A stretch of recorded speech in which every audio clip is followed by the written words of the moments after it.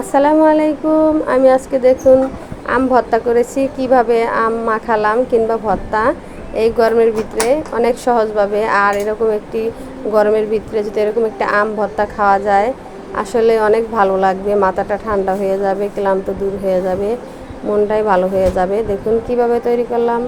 নিয়ে নিলাম কয়েকটা আম, দেখুন দেখতেই পাচ্ছেন আমটাকে আমি ধুয়ে নিয়েছি। আর দেখুন খোসা ছাড়িয়ে নিয়েছি। আর ছাড়ানোর পরে দেখুন কিভাবে কেটে নিব। এই যে এটার সাহায্যে আমি লম্বা লম্বা করে কেটে নেব। দেখতেই পাচ্ছেন, এই দেখুন একদম নুটুসের মতো মনে হচ্ছে, নুটুসের মতো দেখতে।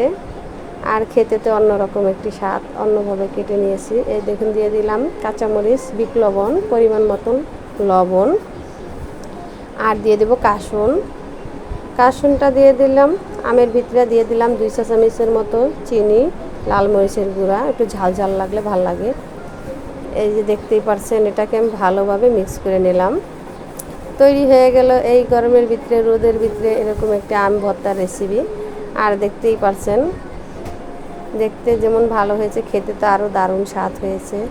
আর আমার ভিডিওটা যদি ভালো লাগে অবশ্যই চ্যানেলটাকে সাবস্ক্রাইব করবেন। ভালো থাকবেন, আল্লাহ হাফেজ।